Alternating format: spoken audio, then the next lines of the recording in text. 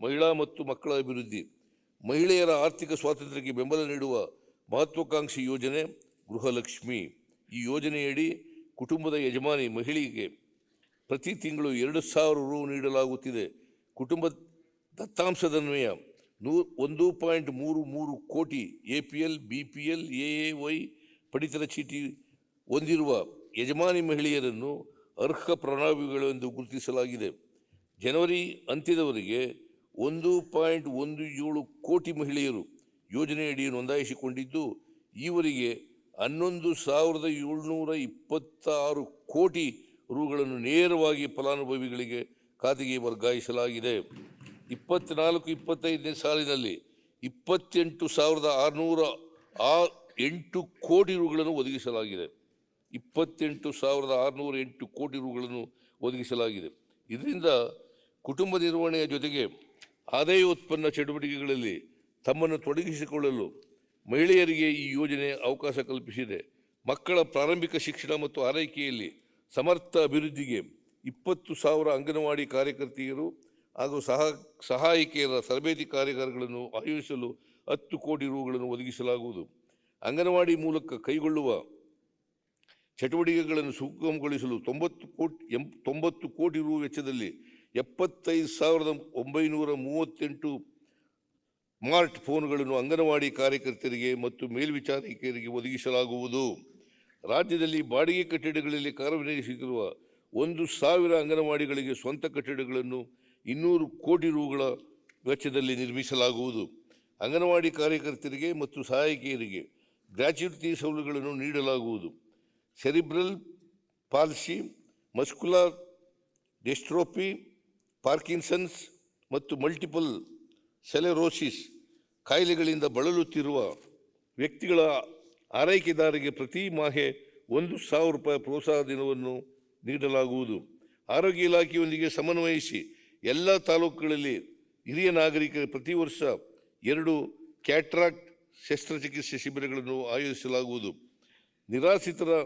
ನಿರಾಶ್ರಿತ ಬೌದ್ಧಿಕ ವಿಕಲಚೇತನರ ಆರೈಕೆ ಮತ್ತು ಸಂರಕ್ಷಣೆಗಾಗಿ 4 ಅನುಪಾಲನಾ ಗೃಹಗಳನ್ನು 2 ಕೋಟಿ ರು ವೆಚ್ಚದಲ್ಲಿ ಪ್ರಾರಂಭಿಸಲಾಗುವುದು.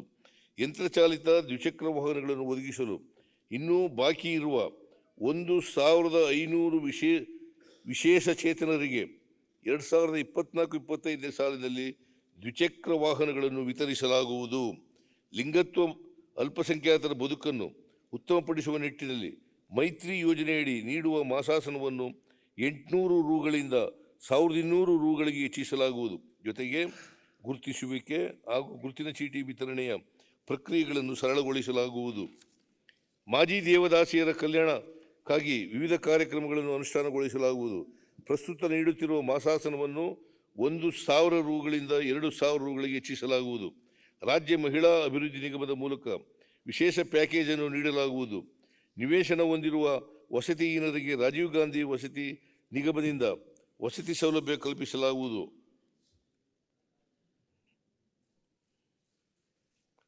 ಅವರ ಸಾಮಾಜಿಕ ಆರ್ಥಿಕ ಸ್ಥಿತಿಗತಿ ಕುರಿತಂತೆ ನಿಖರ ಮಾಹಿತಿ ಸಂಗ್ರಹಿಸಿ ಪುನರ್ವಸತಿ ಕಲ್ಪಿಸಲು ಮರು ಸಮೀಕ್ಷೆ ನಡೆಸಲಾಗುವುದು.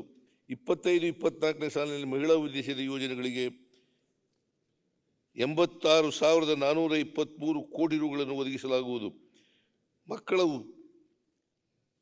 ಉದ್ದೇಶಿತ ಯೋಜನೆಗಳಿಗೆ 2024-25ನೇ ಸಾಲಿನಲ್ಲಿ 54,617 ಕೋಟಿ ರುಗಳನ್ನು ಒದಗಿಸಲಾಗುವುದು. ಸಮಾಜ ಕಲ್ಯಾಣ, ಒಂದು ತೋಟದಲ್ಲಿ 100 ಹೂವು ಅರಳಲಿ, ಎಲ್ಲ ಕೂಡಿ ಆಡುವಂಥ ಗಾಳಿ ಬೀಸಲಿ. ಡೇರ್ ಡೆವಿಲ್ ಮುಸ್ತಾಫಾ ಚಿತ್ರದಿಂದ. ಕರ್ನಾಟಕ ಅನುಸೂಚಿತ ಉಪಯೋಜನೆ ಮತ್ತು ಬುಡಕಟ್ಟು ಉಪಯೋಜನೆಗಳಡಿಯಲ್ಲಿ 2024-25ನೇ ಸಾಲಿನಲ್ಲಿ ಪರಿಶಿಷ್ಟ ಜಾತಿ ಉಪಯೋಜನೆಗೆ 27,674 ಕೋಟಿ ರುಗಳನ್ನು, ಪರಿಶಿಷ್ಟ ಪಂಗಡದ ಉಪಯೋಜನೆಗೆ 11,447 ಕೋಟಿ ರುಗಳನ್ನು ಸೇರಿದಂತೆ ಒಟ್ಟಾರೆ 39,121 ಕೋಟಿ ರುಗಳ ಅನುದಾನವನ್ನು ಒದಗಿಸಲಾಗಿದೆ. ವೈಜ್ಞಾನಿಕವಾಗಿ ಹಾಗೂ ಸಂವಿಧಾನಬದ್ಧವಾಗಿ ಪರಿಶಿಷ್ಟ ಜಾತಿಯ ಮೀಸಲು ವರ್ಗೀಕರಣ ಮಾಡುವುದು ಸರ್ಕಾರದ ಧ್ಯೇಯವಾಗಿದೆ. ಈ ಕುರಿತು ಭಾರತದ ಸಂವಿಧಾನದ ಅನುಚ್ಛೇದ 341ಕ್ಕೆ ಅಗತ್ಯ ತಿದ್ದುಪಡಿ ತಂದು ಹೊಸದಾಗಿ ಕ್ಲಾಸ್ 3 ಅನ್ನು ಸೇರ್ಪಡೆಗೊಳಿಸಲು ಕೇಂದ್ರ ಸರ್ಕಾರಕ್ಕೆ ಶಿಫಾರಸು ಮಾಡಲಾಗಿದೆ. ಪರಿಶಿಷ್ಟ ಜಾತಿ, ಪರಿಶಿಷ್ಟ ಪಂಗಡ, ಹಿಂದುಳಿದ ವರ್ಗಗಳು ಮತ್ತು ಅಲ್ಪಸಂಖ್ಯಾತರ ವಸತಿ ಶಾಲೆಗಳು ಮತ್ತು ವಿದ್ಯಾರ್ಥಿ ನಿಲಯಗಳ ನಿರ್ಮಾಣಕ್ಕಾಗಿ ಒಟ್ಟು 2,710 ಕೋಟಿ ರುಗಳನ್ನು ಒದಗಿಸಲಾಗಿದೆ. ಕ್ರೈಸ್ ಅಡಿಯಲ್ಲಿ 23-24 ಸಾಲಿನ ವಸತಿ ಶಾಲೆಗಳ ಕಟ್ಟಡ ನಿರ್ಮಾಣ ಕಾರ್ಯವನ್ನು ಪೂರ್ಣಗೊಳಿಸಲಾಗಿದೆ. 24-25 ಸಾಲಿನಲ್ಲಿ ಪರಿಶಿಷ್ಟ ಜಾತಿ, ಪರಿಶಿಷ್ಟ ಪಂಗಡ ಹಾಗೂ ಹಿಂದುಳಿದ ವರ್ಗಗಳ ಇಲಾಖೆಗಳಿಂದ ಸೇರಿದ ಒಟ್ಟು 29 ವಸತಿ ಶಾಲೆ ಸಂಕೀರ್ಣಗಳ ನಿರ್ಮಾಣ ಕಾಮಗಾರಿಗಳನ್ನು 638 ಕೋಟಿ ರುಗಳ ಅಂದಾಜು ವೆಚ್ಚದಲ್ಲಿ ಕೈಗೊಳ್ಳಲಾಗುವುದು. ವಸತಿ ಶಾಲೆಗಳು ಇಲ್ಲದಿರುವ ಹೋಬಳಿಗಳ ಪೈಕಿ 20 ಹೋಬಳಿಗಳಲ್ಲಿ ಹೊಸ ವಸತಿ ಶಾಲೆಗಳನ್ನು ಕ್ರೈಸ್ ಸಂಸ್ಥೆಯ ಮೂಲಕ ಪ್ರಾರಂಭಿಸಲಾಗುವುದು. 23-24 ಸಾಲಿನಲ್ಲಿ 23 ವಿದ್ಯಾರ್ಥಿ ನಿಲಯಗಳ ಕಟ್ಟಡ ನಿರ್ಮಾಣ ಕಾರ್ಯ ಪೂರ್ಣಗೊಳಿಸಲಾಗಿದೆ. ಬಾಡಿಗೆ ಕಟ್ಟಡದಲ್ಲಿ ನಡೆಸಲಾಗುತ್ತಿರುವ 18 ವಿದ್ಯಾರ್ಥಿ ನಿಲಯಗಳಿಗೆ ಸ್ವಂತ ಕಟ್ಟಡಗಳನ್ನು 24-25 ಸಾಲಿನಲ್ಲೂ ಲೋಕೋಪಯೋಗಿ ಇಲಾಖೆಯ ಮುಖಾಂತರ ನಿರ್ಮಾಣ ಮಾಡಲಾಗುವುದು. ಶೈಕ್ಷಣಿಕವಾಗಿ ಪ್ರಮುಖ ನಗರಗಳಲ್ಲಿ ವಸತಿ ನಿಲಯಗಳಿಗೆ ಬೇಡಿಕೆ ಹೆಚ್ಚುತ್ತಿರುವ ಕಾರಣ ಪರಿಶಿಷ್ಟ ಜಾತಿ ವಿದ್ಯಾರ್ಥಿಗಳಿಗೆ 31 ಹೊಸ ಮೆಟ್ರಿಕ್ ನಂತರದ ವಸತಿ ನಿಲಯಗಳನ್ನು ಮಂಜೂರು ಮಾಡಲಾಗುವುದು. ಸಮಾಜ ಕಲ್ಯಾಣ, ಪರಿಶಿಷ್ಟ ಪಂಗಡಗಳ, ಹಿಂದುಳಿದ ವರ್ಗಗಳ ಮತ್ತು ಅಲ್ಪಸಂಖ್ಯಾತ ಕಲ್ಯಾಣ ಇಲಾಖೆಗಳ ಅಡಿಯಲ್ಲಿ ಕಾರ್ಯನಿರ್ವಹಿಸುತ್ತಿರುವ ಸರ್ಕಾರಿ ಮೆಟ್ರಿಕ್ ಪೂರ್ವ, ಮೆಟ್ರಿಕ್ ನಂತರದ ವಸತಿ ನಿಲಯಗಳು, ಆಶ್ರಮ ಶಾಲೆಗಳು ಮತ್ತು ವಸತಿ ಶಾಲೆಗಳ ವಿದ್ಯಾರ್ಥಿಗಳ ಭೋಜನಾ ವೆಚ್ಚವನ್ನು ಪ್ರತಿ ವಿದ್ಯಾರ್ಥಿಗೆ ಪ್ರತಿ ಮಾಹಿಗೆ 100 ರುನಂತೆ ಹೆಚ್ಚಿಸಲಾಗುವುದು. ಬೆಂಗಳೂರು ನಗರವು ವೇಗವಾಗಿ ಬೆಳೆಯುತ್ತಿರುವುದರಿಂದ ಬೆಂಗಳೂರು ಪೂರ್ವ ಭಾಗದಲ್ಲಿ 500 ಸಂಖ್ಯೆಯ ಒಂದು ನಿರಾಶ್ರಿತರ ಪರಿಹಾರ ಕೇಂದ್ರವನ್ನು 10 ಕೋಟಿ ರುಗಳ ವೆಚ್ಚದಲ್ಲಿ ಪ್ರಾರಂಭಿಸಲಾಗುವುದು. ಪರಿಶಿಷ್ಟ ಜಾತಿ ಮತ್ತು ಪರಿಶಿಷ್ಟ ಪಂಗಡಗಳ ಸಮುದಾಯದ ಜನರಿಗೆ ವಿರಳ ಮತ್ತು ದುಬಾರಿ ವೆಚ್ಚದ ಚಿಕಿತ್ಸಾ ಸೇವೆಗಳನ್ನು ಒದಗಿಸಲು 35 ಕೋಟಿ ರುಗಳ ಕಾರ್ಪಸ್ ಫಂಡ್ ಅನ್ನು ಸ್ಥಾಪಿಸಲಾಗುವುದು. ಈ ನಿಧಿಯ ಬಡ್ಡಿ ಆಕರಣೆಯನ್ನು ರೋಗಿಗಳ ಚಿಕಿತ್ಸೆಯ ಅಗತ್ಯಕ್ಕೆ ಅನುಗುಣವಾಗಿ ನೀಡಲಾಗುವುದು. ಪದ್ಮಶ್ರೀ ಡಾಕ್ಟರ್ ಸಿದ್ಧಲಿಂಗಯ್ಯ ಅವರ ಸ್ಮರಣಾರ್ಥ ಬೆಂಗಳೂರು ವಿಶ್ವವಿದ್ಯಾಲಯದಲ್ಲಿ ಅಧ್ಯಯನ ಪೀಠವನ್ನು ಸ್ಥಾಪಿಸಲಾಗುವುದು. ಸಮಾಜ ಕಲ್ಯಾಣ ಹಾಗೂ ಪರಿಶಿಷ್ಟ ಪಂಗಡಗಳ ಕಲ್ಯಾಣ ಇಲಾಖೆಗಳಡಿಯಲ್ಲಿ ಕಾರ್ಯನಿರ್ವಹಿಸುತ್ತಿರುವ ನಿಗಮಗಳಿಂದ 24-25ನೇ ವರ್ಷದಲ್ಲಿ ಒಟ್ಟಾರೆಯಾಗಿ 1,750 ಕೋಟಿ ರುಗಳ ಕಾರ್ಯಕ್ರಮಗಳನ್ನು ರೂಪಿಸಿ ಅನುಷ್ಠಾನಗೊಳಿಸಲಾಗುವುದು. ಪರಿಶಿಷ್ಟ ಪಂಗಡಗಳ ಕಲ್ಯಾಣ, ಪರಿಶಿಷ್ಟ ವರ್ಗಗಳ ಸರ್ವತೋಮುಖ ಅಭಿವೃದ್ಧಿಗಾಗಿ ರಾಜ್ಯದಲ್ಲಿ ಪರಿಶಿಷ್ಟ ಪಂಗಡಗಳ ಕಲ್ಯಾಣ ಇಲಾಖೆಗೆ ಪ್ರತ್ಯೇಕ ಸಚಿವಾಲಯವನ್ನು ಸ್ಥಾಪಿಸಲಾಗಿದೆ. ಈ ಸಚಿವಾಲಯಕ್ಕೆ ಅಗತ್ಯ ಹುದ್ದೆಗಳನ್ನು ಸೃಜಿಸಿ 23-24ನೇ ಸಾಲಿನಿಂದ ಕಾರ್ಯಾರಂಭ ಮಾಡಲಾಗಿದೆ. ಪರಿಶಿಷ್ಟ ಪಂಗಡಗಳ ಕಲ್ಯಾಣ ಇಲಾಖೆಯಡಿ ಕಾರ್ಯನಿರ್ವಹಿಸುತ್ತಿರುವ ಅಕ್ರಮ ಶಾಲೆಗಳ ಹೆಸರನ್ನು ಮಹರ್ಷಿ ವಾಲ್ಮೀಕಿ ಆದಿವಾಸಿ ಬುಡಕಟ್ಟು ವಸತಿ ಶಾಲೆಗಳು ಎಂದು ಮರುನಾಮಕರಣ ಮಾಡಲಾಗುವುದು. ಈ ಶಾಲೆಗಳ ಉನ್ನತೀಕರಣಕ್ಕೆ ವಿವಿಧ ಕ್ರಮಗಳನ್ನು ಕೈಗೊಳ್ಳಲಾಗುವುದು. 1ರಿಂದ 5ನೇ ತರಗತಿವರೆಗೆ ಕಾರ್ಯನಿರ್ವಹಿಸುತ್ತಿರುವ ಎಲ್ಲ ಶಾಲೆಗಳಲ್ಲಿ 6ನೇ ತರಗತಿ ಪ್ರಾರಂಭಿಸಲಾಗುವುದು. 1ರಿಂದ 7ನೇ ತರಗತಿವರೆಗೆ ಕಾರ್ಯನಿರ್ವಹಿಸುತ್ತಿರುವ ಎಲ್ಲ ಶಾಲೆಗಳಲ್ಲಿ 8ನೇ ತರಗತಿಯನ್ನು ಪ್ರಾರಂಭಿಸಲಾಗುವುದು. ಪ್ರತಿ ತರಗತಿಯ ವಿದ್ಯಾರ್ಥಿಗಳ ಸಂಖ್ಯಾಬಲವನ್ನು 25ರಿಂದ 40ಕ್ಕೆ ಹೆಚ್ಚಿಸಲಾಗುವುದು.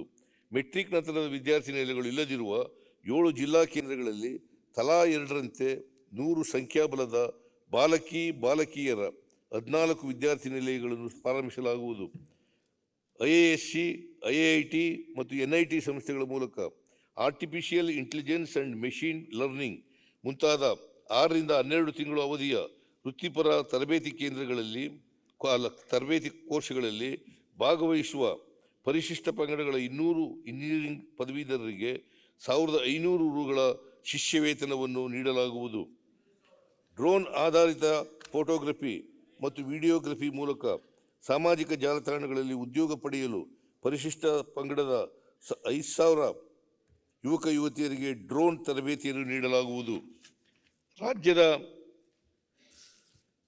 ವಿವಿಧ ವಿಶ್ವವಿದ್ಯಾಲಯಗಳಲ್ಲಿ ಪೋಸ್ಟ್ ಡಾಕ್ಟರಲ್ ಫೆಲೋಶಿಪ್ ಮಾಡುತ್ತಿರುವ 100 ಪರಿಶಿಷ್ಟ ಪಂಗಡದ ಸಂಶೋಧನಾ ವಿದ್ಯಾರ್ಥಿಗಳಿಗೆ ಯಾವುದೇ ಫೆಲೋಶಿಪ್ ಪಡೆಯದಿದ್ದಲ್ಲಿ ಮಾಸಿಕ 25,000 ರುಗಳಂತೆ ಶಿಷ್ಯ ವೇತನ ನೀಡಲಾಗುವುದು. ಪರಿಶಿಷ್ಟ ಪಂಗಡದ ಕೊರಗ, ಜೇನುಕುರುಬ, ಎರವ, ಕಾಡುಕುರುಬ, ಸೋಲಿಗ, ಗೊಂಡ, ಸಿದ್ದಿ, ಮಲೈಕುಡಿ, ಕುಡಿಯ, ಅಸಲರು, ಗೌಡಲು, ಬೆಟ್ಟಕುರುಬ, ಅಕ್ಕಿಪಿಕ್ಕಿ, ಇರುಳಿಗ, ರಾಜಗೊಂಡ, ಅರಣಿ ಶಿಕಾರಿ ಮುಂತಾದ 23 ಅರೆ ಅಲೆಮಾರಿ ಸಮುದಾಯಗಳ ಸಮಗ್ರ ಅಭಿವೃದ್ಧಿಗಾಗಿ ಈ ಕೆಳಕಂಡ 2 ಉಪಕ್ರಮಗಳನ್ನು ರೂಪಿಸಲಾಗುವುದು. ಏಕಲವ್ಯ ಮಾದರಿಯ ಪ್ರತಿ ಶಾಲೆಯಲ್ಲಿ 20 ಸೀಟುಗಳನ್ನು ಮೀಸಲಿರಿಸಿ ಪ್ರವೇಶ ಪರೀಕ್ಷೆಯಿಂದ ವಿನಾಯಿತಿ ನೀಡಿ ನೇರ ಪ್ರವೇಶ ಕಲ್ಪಿಸಲಾಗುವುದು. ಪಡಿತರ ಚೀಟಿ ಮುಂತಾದ ಸರ್ಕಾರಿ ದಾಖಲೆಗಳನ್ನು ಒದಗಿಸಲು ವಿಶೇಷ ಕೋಶವನ್ನು 3 ಕೋಟಿ ರುಗಳ ಅನುದಾನದಲ್ಲಿ ತಾತ್ಕಾಲಿಕವಾಗಿ 1 ವರ್ಷದ ಅವಧಿಗೆ ಸೃಜಿಸಲಾಗುವುದು. ನ್ಯೂಸ್ ಫಸ್ಟ್ ನಿರ್ಭೀತಿಯಿಂದ ನಿಮ್ಮ ಪರವಾಗಿ.